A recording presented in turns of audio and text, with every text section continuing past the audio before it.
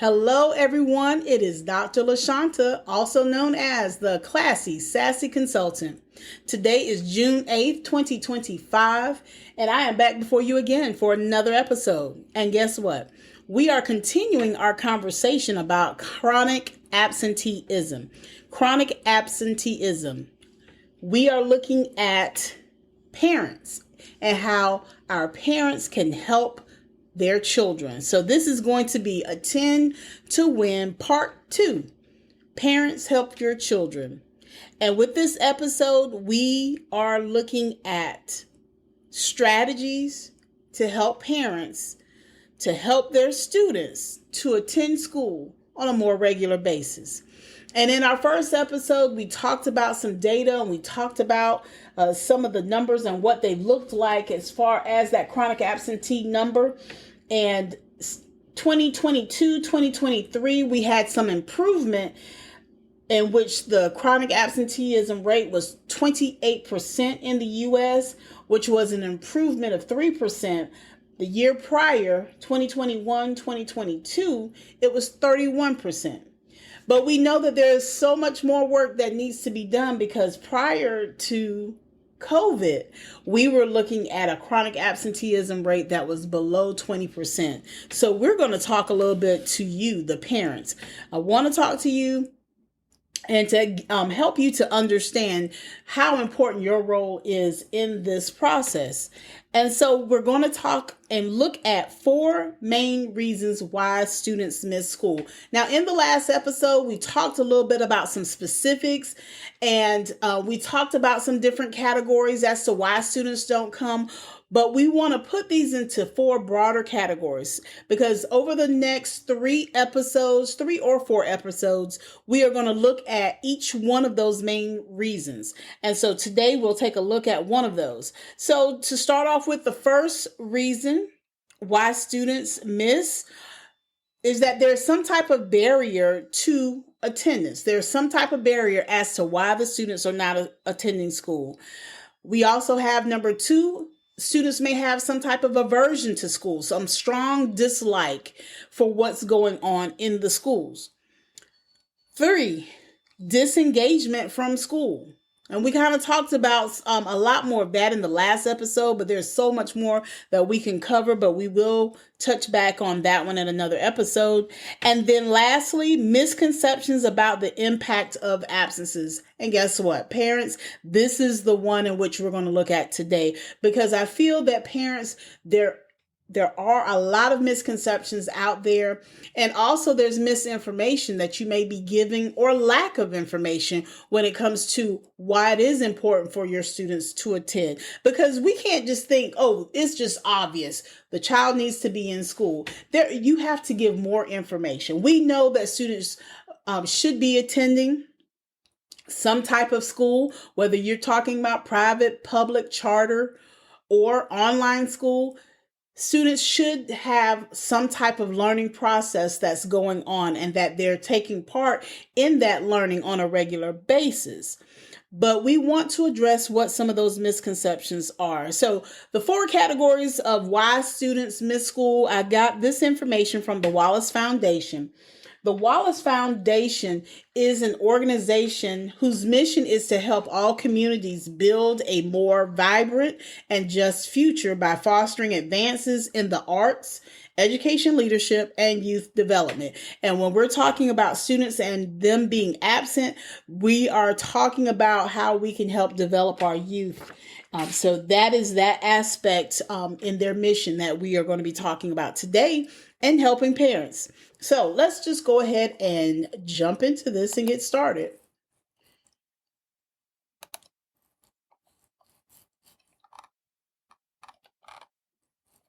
So as we are taking a look at what are those reasons as to why students miss school, we want to, again, keep in mind we're talking about misconceptions with our parents.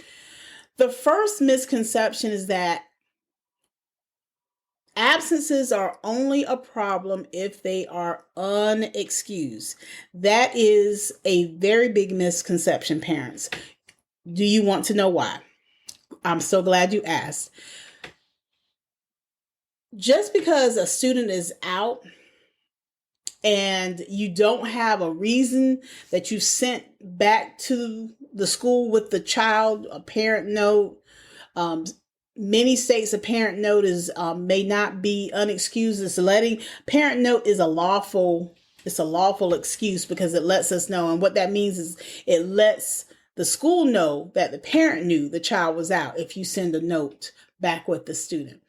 But absences are still a problem, even if it's an excused absence, because it could be legal because you sent a note and we do know why the child is out. But guess what? The student still missed the work. The person who has the biggest impact on student learning is the teacher.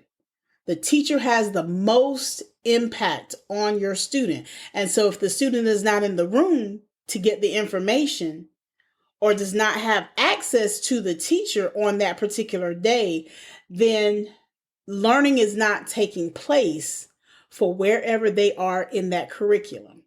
So an unexcused absence, that can be an issue. Unexcused, too many of those leads into that chronic absenteeism. But all absences could be a problem. Could be. Because again, if you're not there to be a part of the learning, then that is an issue. And parents, I know that out there right now, you may be saying, but you know what, Dr. LaShanta, we have reasons as to why we have to be out. And that is so understandable. There are going to be times in which you cannot help as to why you're out. You have absences where students may be out for bereavement, or they may have surgery. When there are extenuating circumstances, that's when you need to make sure that you're communicating with the school, with the principal, with the assistant principal, with the teacher, so that they know why your child is out. Communication is so vitally important when it comes to looking at why our students are out. Having that communication between the home and the school is very important. All right. So let's look at the next misconception. The next misconception is that, if you just miss if you miss 2 days per month, that doesn't affect your learning. I go back to the first misconception. Even if you miss a day, it does affect the learning because your direct access to that teacher and to that lesson has not happened. If you miss a day, you don't have access to the teacher. Now, you may get the makeup work. You may even stay after school and you might get a small breakdown of what was taught, but you're not getting the information that everyone else in that room received when you were out of the building. And so that's a big misconception, is that if you miss 2 days per month, it doesn't affect learning. Because if you're in school for 9 months, 2 days times 9, you've got 18. You've already gone over the number of days that you can miss. So that's misconception number 2. Misconception number 3 is that parents, sometimes you assume that students must stay at home for any symptom of illness. Now, since COVID, so post-COVID, we know that there are still students who are out due to COVID-like symptoms, or they may have full-blown COVID. We don't have the same parameters in place as we did during the pandemic, in which students had to be out for 5 to 10 days. But check with your schools, check with your school districts, because things are different across the country. There may be some school districts in some states that are doing things a whole lot differently than here in South Carolina. So always check with your state, always check with your school to see what the parameters are. But many times I've also seen students who are sent to school who have a high fever, who they may have vomited before they left. And so when they come to school, they're still doing it. So parents, you have to be able to know whether or not, and I'm talking as a parent, speaking as a parent right now, you have to know whenever your child is just really not feeling well enough to be able to be in school. So a slight headache, That's not a reason for a child to stay out of school. Now, this is my opinion that I'm sharing, so just keep that in mind. A slight headache. We know headaches can be, troublesome, worrisome.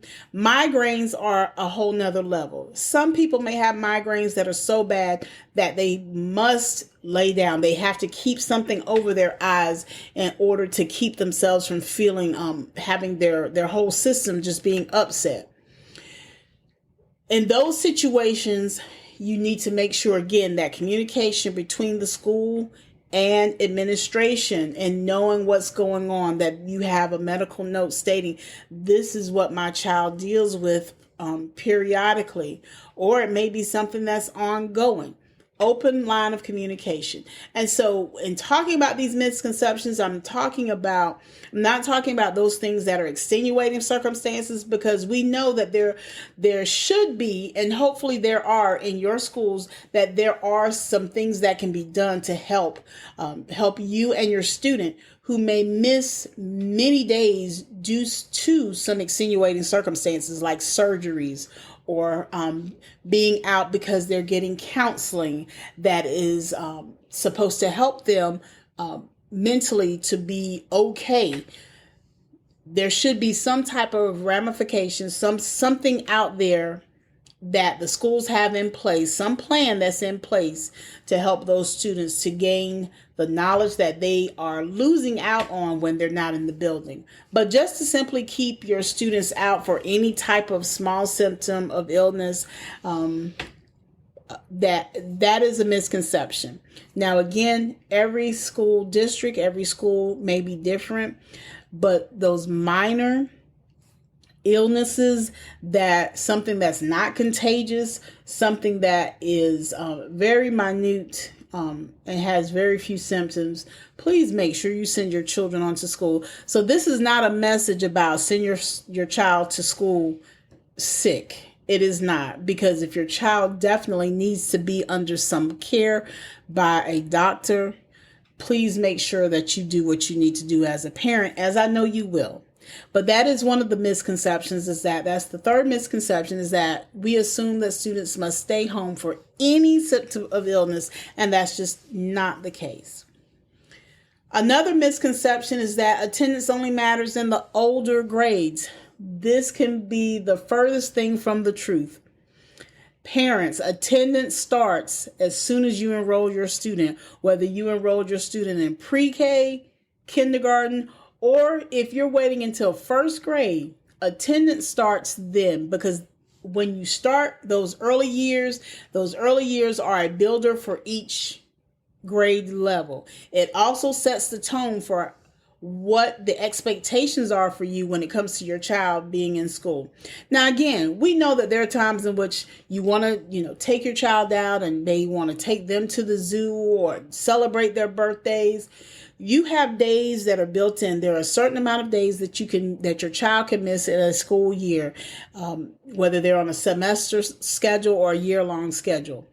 Knowing what that number is, which is usually not missing more than 10. If you know what that number is, preparing in advance. Your child's birthday is in September. You want to have your child out of school on his or her birthday. That one day is not going to be a big deal if that is one of a few days that are missed over the course of the school year. So you have to know in advance. Planning your events, planning your activities that you want to do with your child, that's important as well. We as adults, we plan for our vacations, do we not? Yes, we do. We plan for when we're not going to be at work. So just as you plan for things for yourself, parents, please plan those things for your children as well, so that your child knows that it is expected of him or her to be at school each and every day to get what he or she needs to be successful and to help build on their instructional capacity and their knowledge base. And then we're going to look at the last misconception. And this one is one in which, depending on your school district or your state, You want to look at those compulsory laws to know and understand what is the mandate when it comes to attendance. What is the mandate? And looking at the compulsory laws, what is the mandate for the amount of days that students can miss and still receive credit? And how much would, if a student misses too many days, when does it become chronically absent? And we talked about the definition for chronically absent for the U.S. in the last episode. When you miss 3 or more days, you can be deemed chronically absent. So, taking a look at this last one, please be sure to consult with your district, with your when it comes down to this last misconception that we're going to talk about, which is suspensions don't count as an absence. Now, even if a suspension does, if in your school district you have where suspensions are not counted in that total number of absences, guess what? It's still counting because the child was not in the building. The child did not have that access to the teacher. So in a sense, suspensions do count. Because even if your school district does not count it in that total number, let's say that it is excused and it's not counted in that number of unexcused, your child still was not in the building. And another issue that has to be addressed is, why was the student suspended? And maybe we need to look at that reasoning. What is it the child did that was so harsh that the child was suspended from school? As far as consequences that administrators that we can give students, we're limited. We can get creative in a lot of ways, but depending on how harsh a situation is and what that child did, a suspension may be needed. And if your child has been suspended, it does count. It counts as an absence. Even if it doesn't count in the number for some schools and some school districts, it doesn't count in the number. It still counts because the child wasn't there and the child has missed that information. Students who miss 10 days who are waiting for a hearing, that's 10 school days. 10 days is a lot to miss. 10 days, roughly calculated, is almost missing a month of school. That's how much information a child is missing if they miss 10 days when they're waiting for a hearing. So please, parents, make sure, even if your child has placed themselves in a situation to be suspended, it's important to make sure to pick up the work and make sure your child is doing the work, because at least they're getting some type of exposure to the content that is being taught by the teacher while he or she is out on suspension. But again, there's nothing like the student being face to face in the class with the teacher, hearing the information, engaging in the content, and being able to ask questions for clarity. It's important for our children to be in the building. One way that parents, that you can have more of a direct contact with the school is just calling and speaking to the teacher. Speak to the teacher, speaking to the principal, speaking to the administrator. That's just directly calling the school and wanting to have more information about chronic absenteeism. What are the compulsory laws if you don't already know it? And also keeping up with your child's attendance. Now we have where, back when I was in the classroom, you didn't have the setup with phones where parents, you could track your child's attendance and get an alert. You could get an email or a text message saying, hey, your child has missed one or more periods today. You got the phone call, you got a generated phone call, and those calls are still going through that came from the school to say your child has missed these days. Now, the way that technology is set up, you are set up for success. And one other thing I wanted to talk about in regards to that technology, the technology is only going to work if you give us the correct phone numbers and the correct email addresses.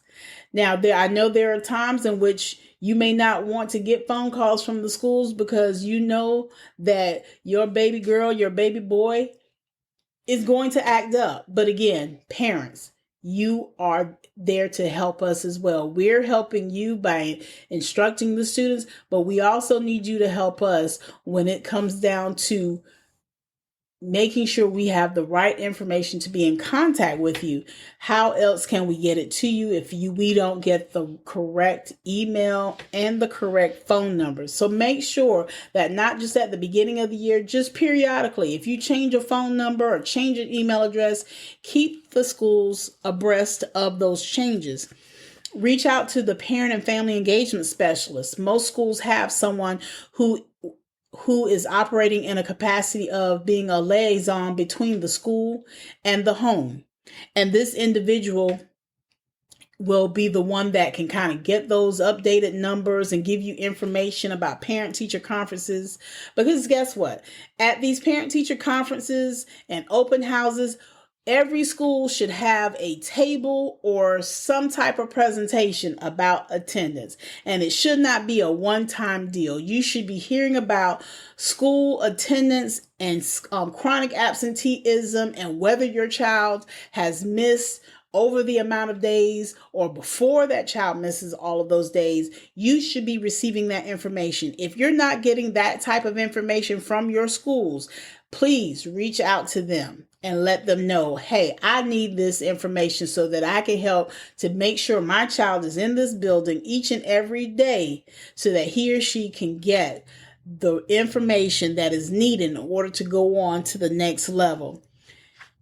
Help your children understand why it's important to be in school. It's important for them to be in school so they can get that information from all of the different subjects. Now, back in my day, you had where students were saying all the time, oh, I will not need math for this. I'm never going to use English again in my life. And guess what? I wish I could look at some of my classmates and say, hey, you use this math. You may think you don't use algebra, but you've used algebra in your life since you left high school. I guarantee you, and I can prove it to you.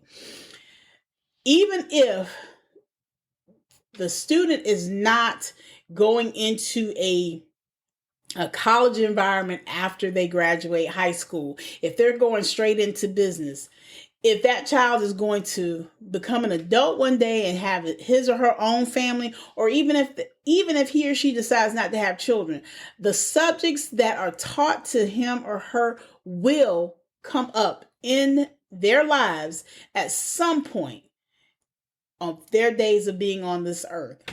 You may not have to go through and have a whole discussion with someone on aerospace or even about the solar system, but somewhere, shape and form, in some type of shape or form, you're going to learn. You're learning this information and you're going to hear it again in your adult life. So adults, it would help to give them examples. Give your children examples of how they will see this information again. And if you don't have the examples, guess what? Google is out there. You can Google some of these answers. You can also ask the teachers at the schools. Ask someone, how can I help my child to want to be in school? How can I help them see that social studies is important? How can I let them see that writing this 10-page paper is important? You have to give these kids these days, they need examples. So help them by giving them examples of why it's important for them to be in school. Those are just a few strategies, but for the most part, we've talked about 4 misconceptions that hopefully I have been able to clear up for you. Misconceptions about the impact of absences. Parents, these are the summer months right now. This is a great time to talk to your students about attendance. Find out what they like and dislike about school. Find out what you can do to help them want to attend school. Having these daily or weekly conversations with your students will help with attendance. Why is it going to help? Because you are showing interest and you're keeping them you're keeping up with their likes and their dislikes and their their interests or things that they mistrust or their disengagement from the school. And as long as you know what those things are, whether they're good or bad, you can continue talking about those things, or you can help them deal with their mistrust of their teacher or the dislike of the lessons or their disengagement. You can help them at home with those things as their teachers and their administrators, the support staff, the district level officials, our state level officials, and as they also help your child in those areas. This is Dr. LaShanta, and I hope that you have received information that's going to help you parents. And again, this is a great time over the summer to regroup, talk to your children, and to just get their thoughts on attendance, because you want to get them set up for success for this next upcoming school year. Let's get this chronic absenteeism rate down across the United States. Spread this episode of this podcast. Spread this to your family and your friends and help them to understand why is it important for your students to show up, because if they attend school, they will win. This has been The Road to an Effective Classroom Environment. I am your host, Dr. LaShanta. I hope you have a wonderful Sunday afternoon and Sunday evening. I will see you next time for the next episode. We'll have another candid conversation about chronic absenteeism. Have a good evening.